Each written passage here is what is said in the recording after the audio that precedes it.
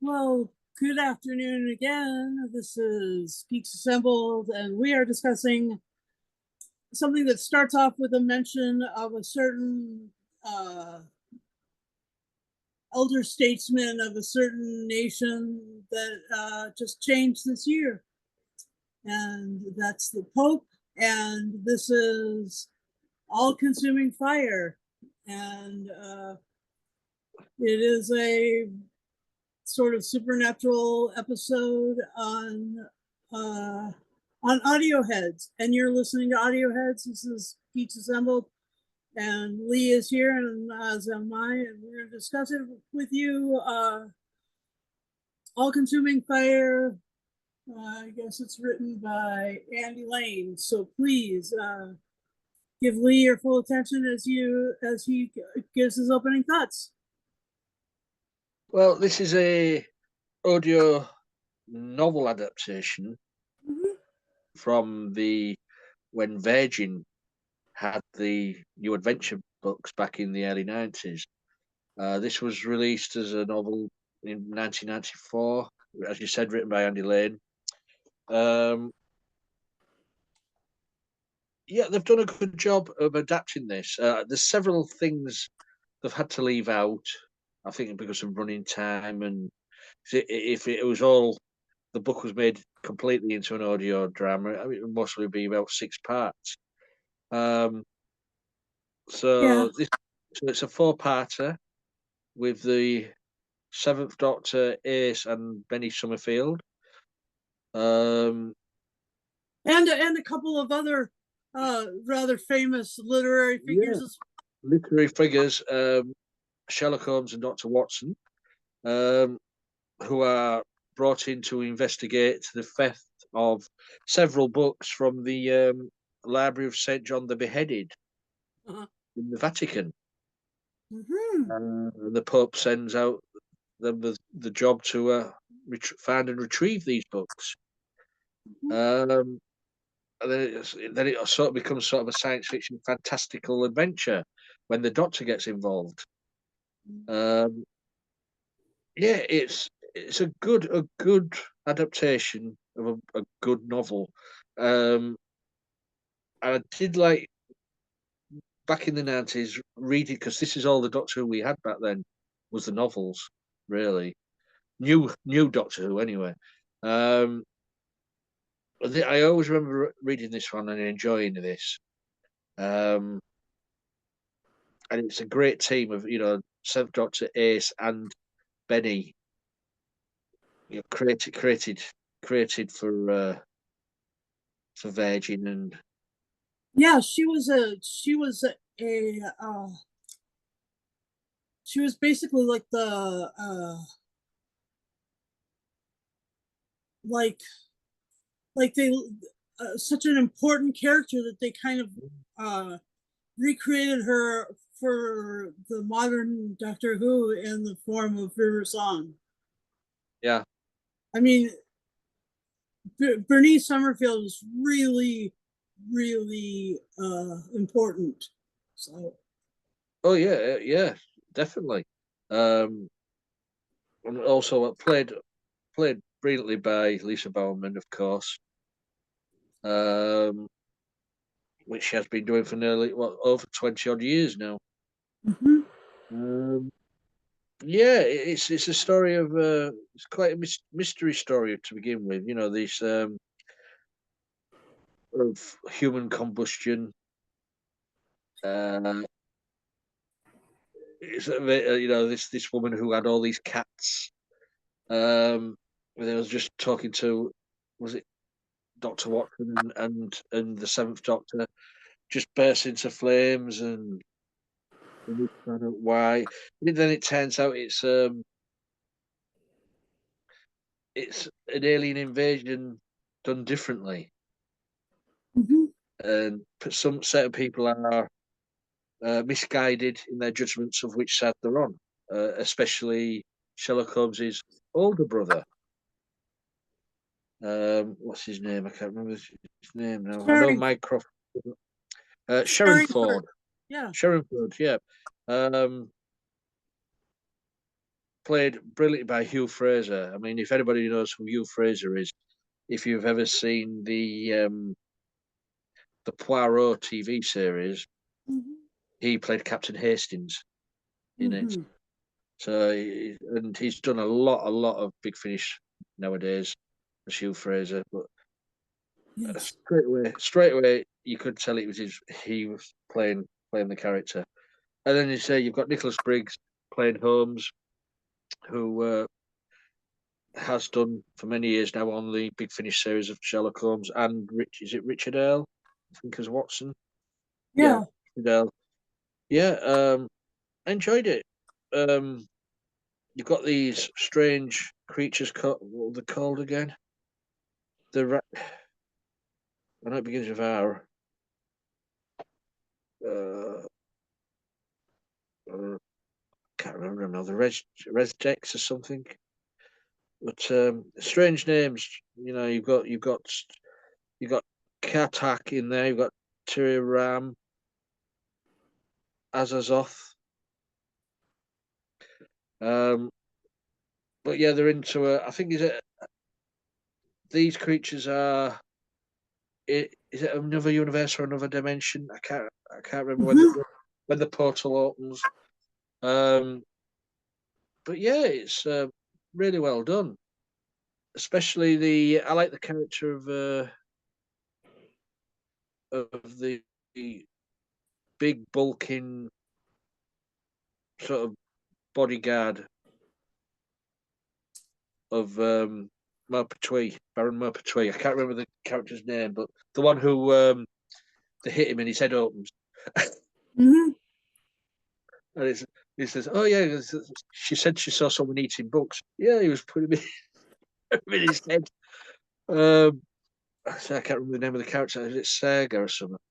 But yeah, also as I say, I do love stories set in Victorian times, and this say is set.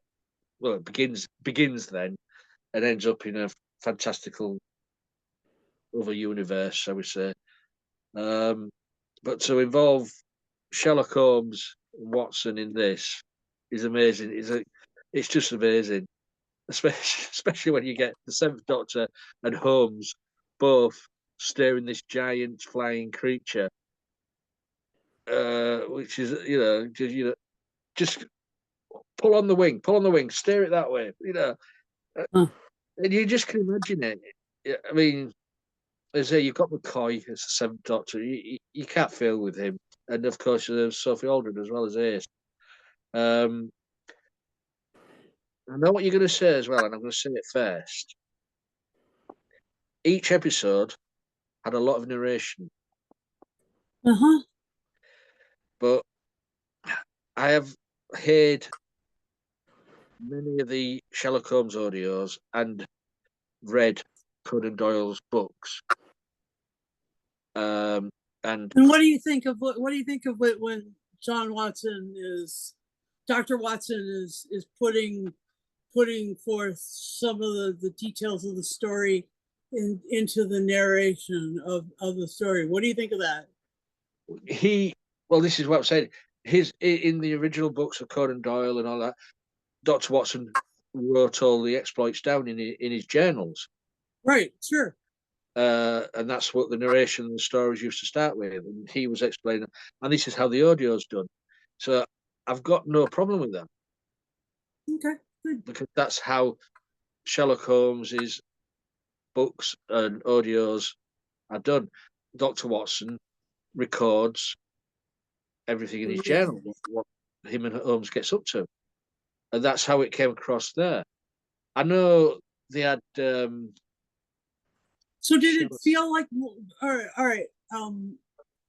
That begs the question. This is actually the more important question, Lee. Did this feel more like a Doctor Who episode or sort of a Baskerville kind of supernatural Holmes and Watson adventure? It felt, to begin with, I would say, sort of episode 1 to 2 felt like a Holmes story.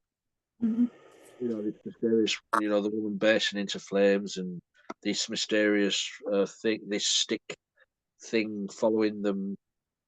Felt like a Holmes story. But then it got into the sort of science fiction world of Doctor Who with the creatures, and so it was 50-50 for me. Yeah.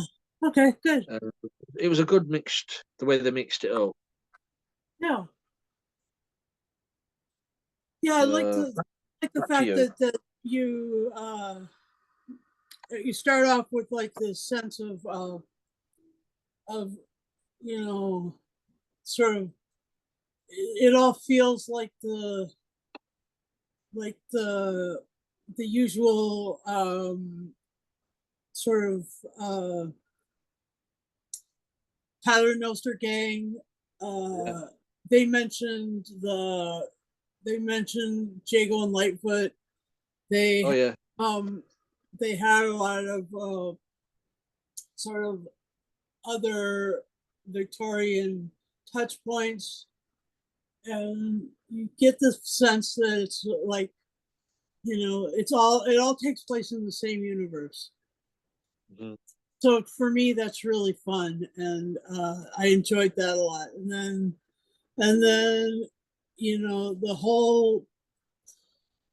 whole perspective again of Bernie Summerfield uh, needing being back in Victorian times, having time traveled back to that time frame, uh, cross dressing to and Burn, refer to herself as Bernard. Bernard Summerfield, and having everyone call her Benny, just to keep it simple, stupid. Yeah, KISS. And so then, shoot, I thought that there'd be more talk of Pope in this. The whole thing with like the recent conclave, and there have been a couple of cool things that I've watched recently about that, like the movie Conclave with Ray Fiennes in it. That was so good. Oh my gosh, it was so good. And then there was also I went back and watched Saving Grace again. That's about the Pope going AWOL, and it was played by Tom Conti, and he played a character called Pope Leo the 14th, and that's what we have now. It's Pope Leo the 14th, not a British guy, not a British Italian guy, but like American Peruvian guy. He's actually ethnically Peruvian, and so um, he's partially ethnically Peruvian, partially ethnically white or something. I don't know, but he's from Chicago and stuff. So like, there's like that whole, you know, what kind of what's his take on industrial because of like the whole Carl Sanford thing, and then but then I was like expecting this to be that, but then this turned out to be more like it really turned out to, and it was fun that Richard Earl and Hugh Fraser was in this, because like it ended up on the Orient Express for a second, and you're like, how utterly accomplished this is to have sewn together all these different disparate points of this. And then I was wandering around. um 1 second,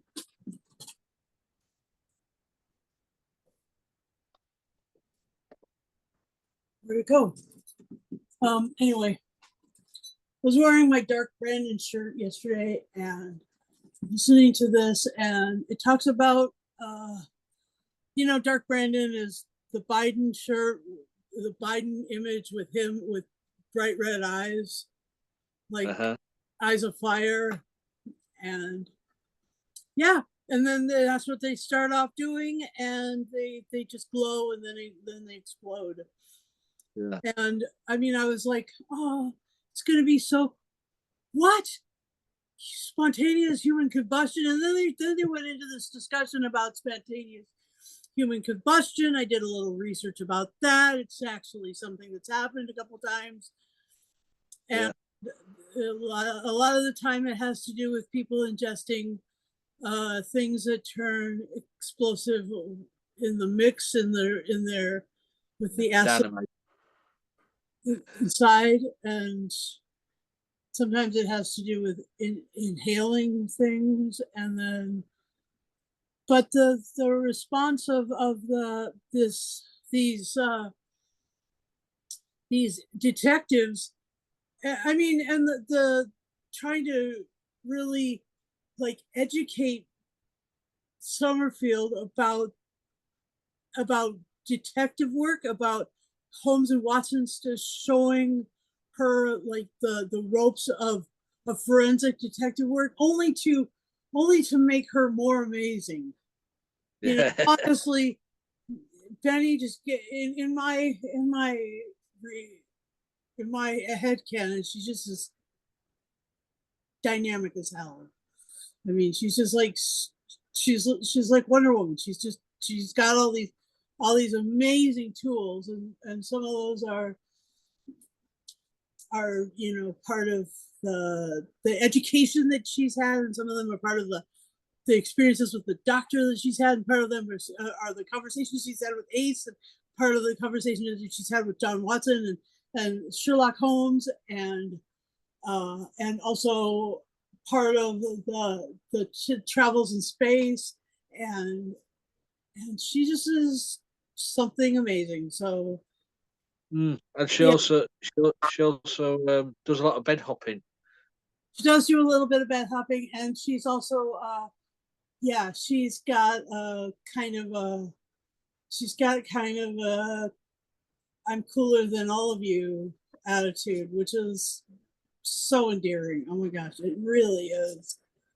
Yeah, And I'd just like to know, what did Dr. Watson and Benny Summerfield get up to after the meal? uh-huh, yeah, exactly. Mm-hmm. Oh yeah, Lee, that was good. That was good. God, gosh. Anyway, so like we get back to the story in the other planet, in the other dimension or whatever, and the portal that Sherringford has opened up is just like devastating. And then they were like, "Oh, but we're going to take over Earth this way," and Sherringford's like, "Okay," and but Benny's like, "Oh no, you don't," and it was and she called home Shirley, and I thought that was just hilarious because I was like, oh no, this is gonna be that airplane joke, you know. Yes, indeed, but don't call me Shirley anyway. Like Do not call me Cheryl again. that's so funny. It was great, and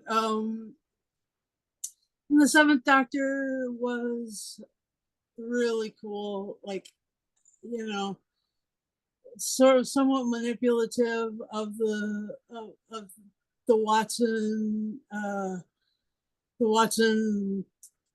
Summerfield duo, and the and of course the Holmes family. Mm. And you could tell that he'd been dealing with the situation for a lot longer than he let on, and once it was resolved, he was like, oh, okay, put a pin in that and push that off to the side, and now on to the next thing.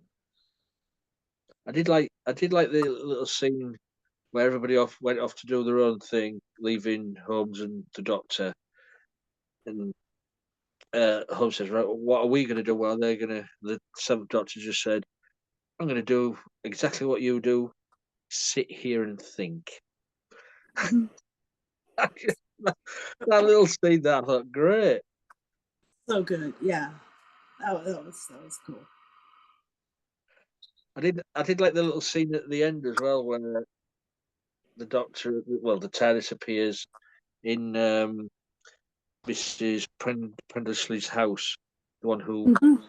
combusted, and he took all their cats to rehome them at Mhm. the end of the story.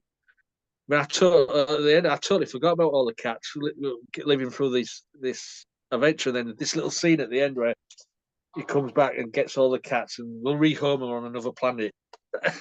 Uh, yeah, maybe that created the cat culture on the running planet, right?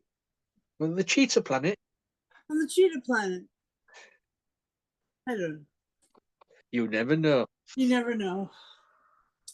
And Guy Adams playing Katark, that was great. He Mm-hmm. was a good he was a good character, and I loved how like I liked how the voice went from you know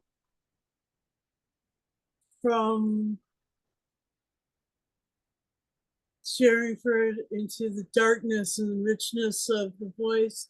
I like that that metamorphosis. That was great. Yeah, And again, the yeah. sound. You could visualize it, couldn't you? Yeah. Yeah, you really could, and like the soundscape was great that way. And so, um, yeah, and directed by Scott Hancock, who's done tons and tons of stuff, and produced by Kavan Scott, who wrote a bunch of 11th Doctor stuff, Mm. and I enjoyed that. I enjoyed his audiobooks, like just regular audiobooks and stuff like that. So I really think that this was great to listen to. And do you want to? Do you want to? Is there anything else you want to? Um, Mention? yeah, I think we've covered most of the stuff. I think we've got a bigger got to mention, of course, Ace.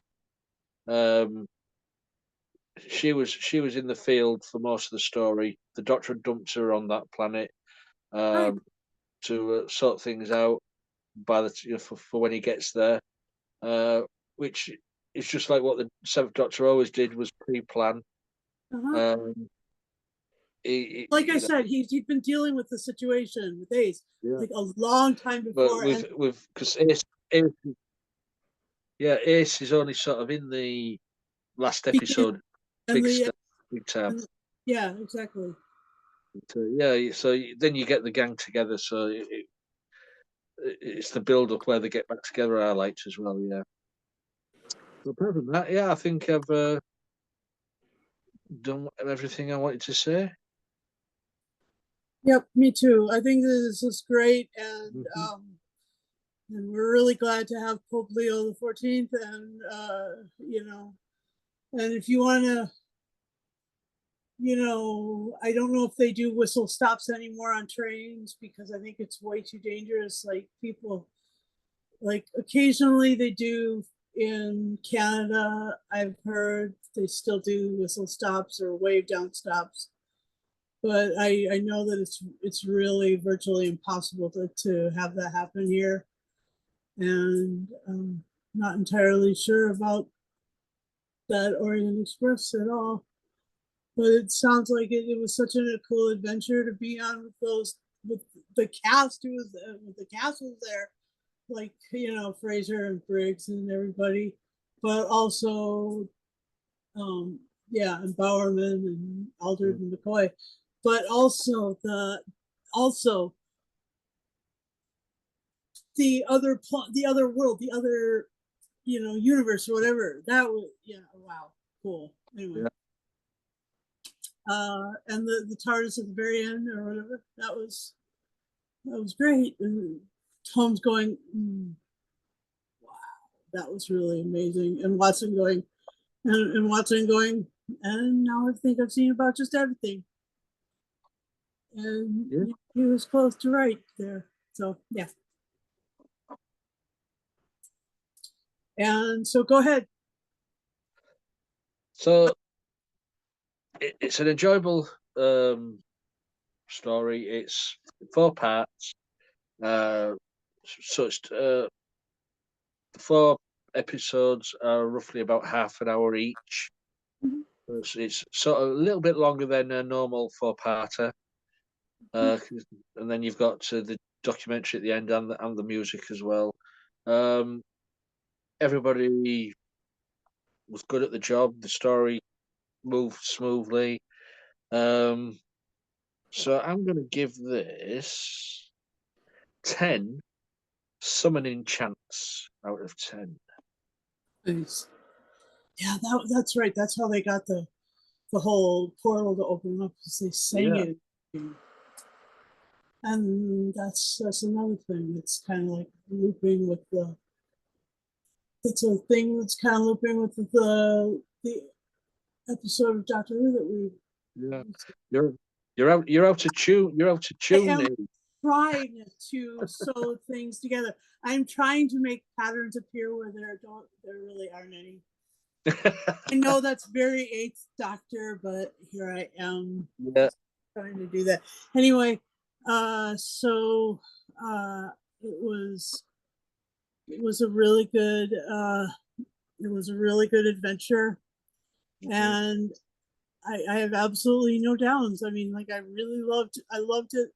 I love Lisa Bowerman as Bernard Summerfield. I love how this had that gender bent thing, because even though she's super sexual, she's also, she can be androgynous, and that's just fantastic. Oh my gosh. Anyway, love these stories, and I'm so grateful that they were able to create these from the Virgin Stories. That I read a couple of them, but I really enjoyed.